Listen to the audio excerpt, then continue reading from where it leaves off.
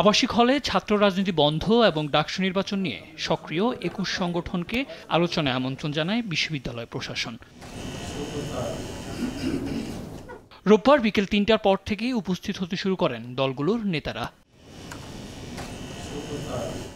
শুরু হয় রুদ্ধতার বৈঠক। তবে মাত্র ১০ মিনিটের মাথায় ছাত্র শিবিরের উপস্থিতিকে কারণ দেখিয়ে সভা বর্জন করতে থাকে বাম সংগঠনের নেতারা।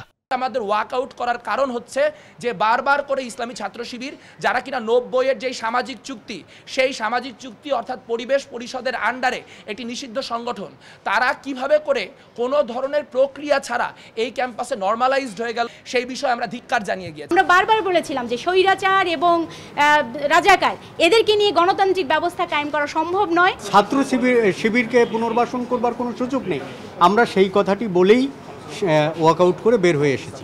জবাব দেন শাখা ছাত্র শিবির সভাপতি SM ফরহাদ। তিনি বলেন, আওয়ামী বিরোধী আন্দোলনের সময় অপরাধে জড়িত দলগুলোই এখন ষড়যন্ত্র করছে।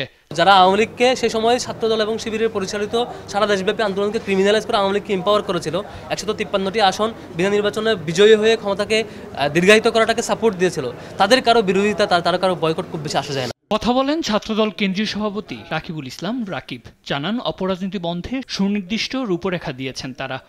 আমরা আমাদের মতামত ব্যক্ত করলাম যে ক্যাম্পাসে এবং হল পর্যায়ে কি ধরনের রূপরেখা প্রয়োজন, একটা রূপরেখা, লিখিত রূপরেখা প্রয়োজন, যে এর বাইরে কেউ কিছু করতে যেন না পারে, ছাত্র রাজনীতি কোনো কিছু যেন না থাকে, সেই বিষয়গুলো আমরা তুলে ধরেছি।